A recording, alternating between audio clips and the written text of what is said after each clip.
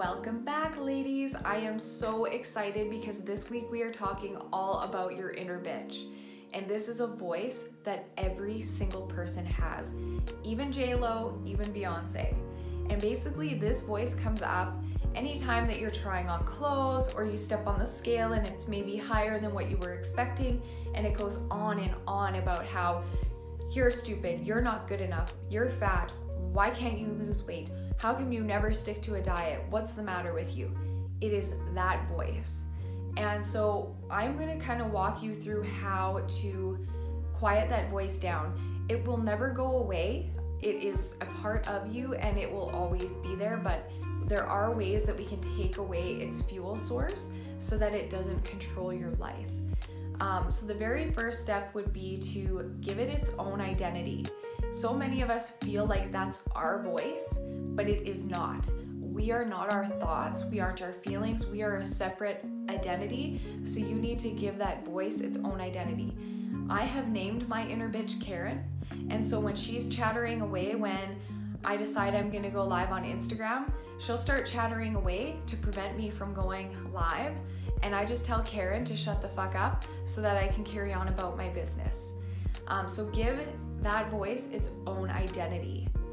The next thing that you need to do is acknowledge that this voice is there for a purpose. As much as it is such a negative thing in our lives, this voice doesn't want you to experience love, happiness, or joy, because those three things leave you vulnerable.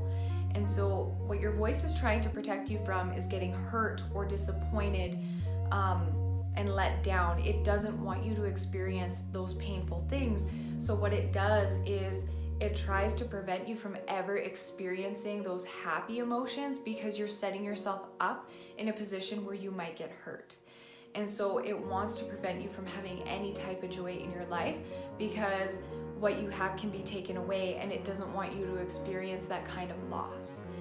So for example, if you had a first date that you were getting ready for and you're trying on a bunch of outfits, that voice might come up and say something like, everything looks terrible on you, that doesn't hide your muffin top, you have no business wearing that, your hair looks stupid, just cancel the date.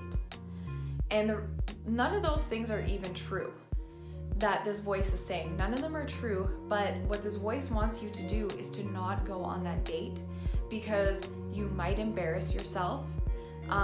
The guy might not be very nice and you could be really disappointed, or worse yet, you could fall in love and be happy, and then he might do something 10 years from now that really hurts you and devastates you. So basically that voice, you might think at that time that it's all about the clothes, but it's not about the clothes. That voice is trying to protect you from finding happiness, because it can be taken away and then you experience pain. And so while you're navigating this voice, every time it comes up, I want you to keep in mind that it has its own identity, address it by the name that you've given it, and then also acknowledge that it serves a purpose. So every time that that voice comes up for you, I want you to ask it, what are you trying to protect me from right now? Because that is always why that voice is there, and it will just give you some more awareness around that voice, and then you can challenge it and ask if what it's saying is actually true. Another thing that you can do to kind of combat this voice and keep it quiet is to take away its fuel sources. I know that the scale can be a huge fuel source for that inner bitch, especially if you stepped on the scale and it's up a few pounds. You can probably even say in your own experience that sometimes that number on the scale dictates how you feel for the rest of the day. And if you're up a few pounds, that voice is just screaming in your ear all day. So if that tends to be a fuel source for you, maybe take away that variable. Stop stepping on the scale and stop giving her what she wants. Another fuel source sometimes can be certain people that you follow on social media. So if you follow that Instagram model like we talked in the detox, and that voice starts saying shit like, why can't you meal prep? Why can't you get to the gym 5 days a week? If you want to look like her, you've got to do like her. What the fuck is wrong with you? Why can't you stick with anything?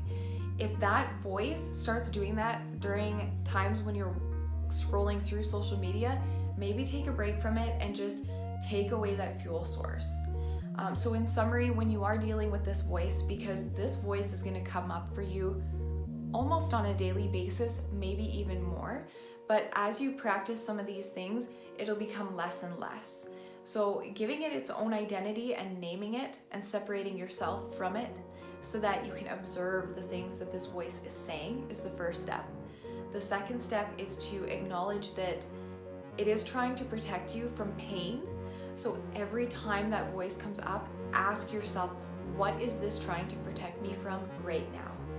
And then the next step, of course, is to start taking away its fuel sources, because if you take away the fuel sources, that voice will pop up in your life less and less, and it'll be a faint whisper instead of a scream.